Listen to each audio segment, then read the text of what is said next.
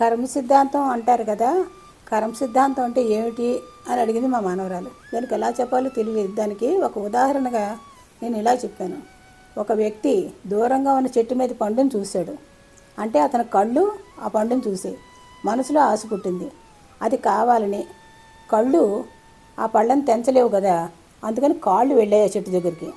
చూడండి, కాళ్ళు పండును కొయ్యలేవు కదా, ఆ పండుని చేతులు కోసాయి. చేతులు పండును తినలేవు కాబట్టి ఆ పండు నోరు తినేసింది చేత్తో అందిస్తే. మరి ఆ పండు కడుపులోకి వెళ్ళింది. ఇప్పుడు ఆ పండు కడుపులో ఉందా? చూడండి, పండు ఎవరు చూసారో వాళ్ళు వెళ్ళలేదు, ఎవరు వెళ్ళారో వాళ్ళు తెంపలేదు, ఎవరు తెంపారో వాళ్ళు తినలేదు, ఎవరు తిన్నారో వాళ్ళు ఉంచుకోలేదు. ఎందుకంటే అది కడుపులోకి వెళ్ళింది, మళ్ళీ బయటకు వస్తుంది తర్వాత. కానీ ఇప్పుడు తోటమాలి ఈ వ్యక్తిని ఎప్పుడైతే చూశాడో అప్పుడు ఆ వ్యక్తి వీపు మీద దెబ్బలు వేశాడు.